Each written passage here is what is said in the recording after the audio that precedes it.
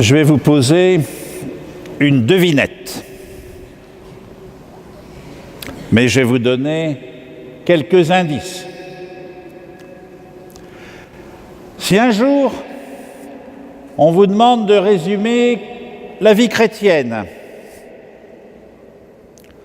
partez pas dans des grands discours. Il y a un mot qui résume tout. Ce mot, il a 8 lettres. Il commence par un A et il finit par un E. 30 secondes que je vous laisse pour essayer de le deviner. Vous pouvez parler avec vos voisins. 8 lettres, ça commence par un A, ça finit par un E et ça résume la vie chrétienne.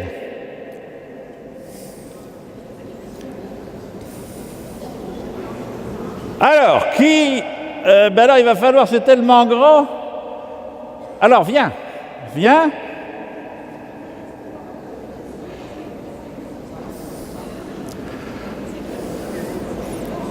Ah non, pas les séminaristes.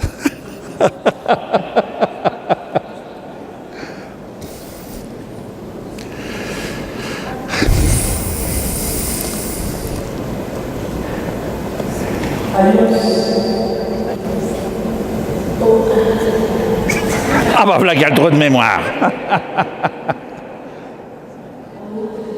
Alors, si amour ça finit par un E, là j'ai un problème d'orthographe.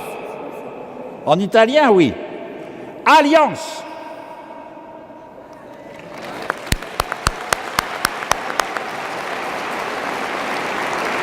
Vous pouvez retourner à votre place. Toute la Bible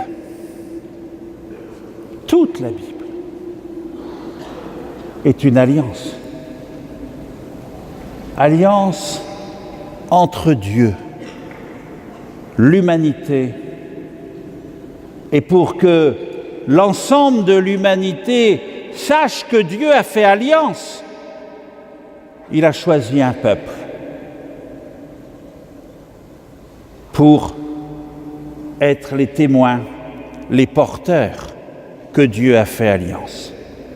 Le peuple de la première alliance avec Abraham, et je ne sais pas si vous avez compté le nombre de fois où dans la lecture que nous venons d'entendre revient le mot alliance.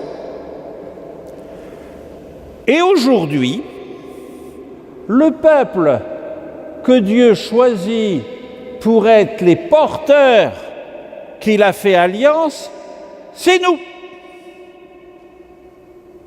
son Église. C'est tellement vrai qu'à chaque Eucharistie, au moment où le vin devient le sang du Christ ressuscité, nous rappelons que ce sang est versé pour la nouvelle alliance. C'est ce que nous allons célébrer la semaine prochaine.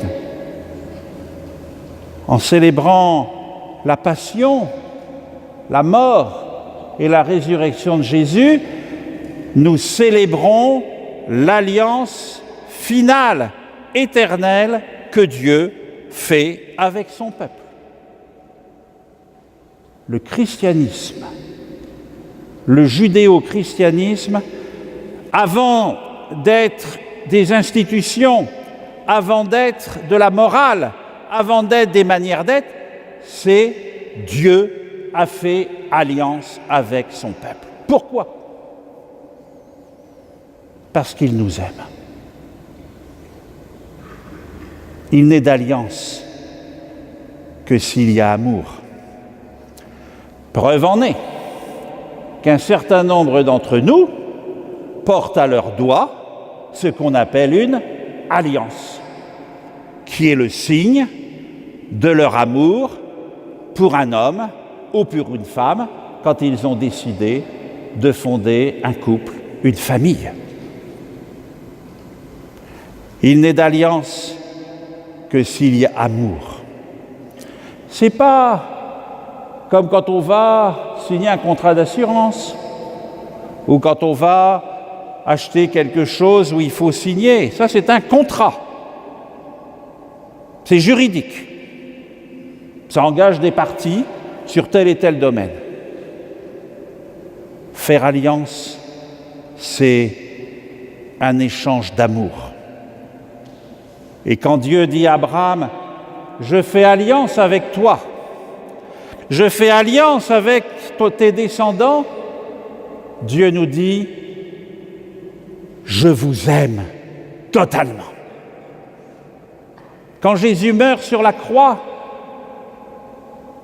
il vient nous dire que lui, le Fils du Père, il nous aime totalement.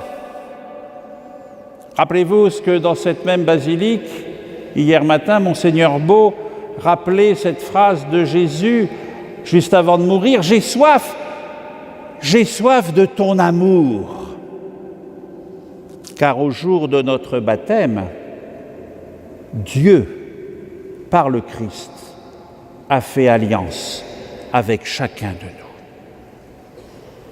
Et pour ceux d'entre vous qui allez célébrer le sacrement de confirmation dans les semaines à venir ou dans les mois à venir, en demandant le sacrement de confirmation, c'est vous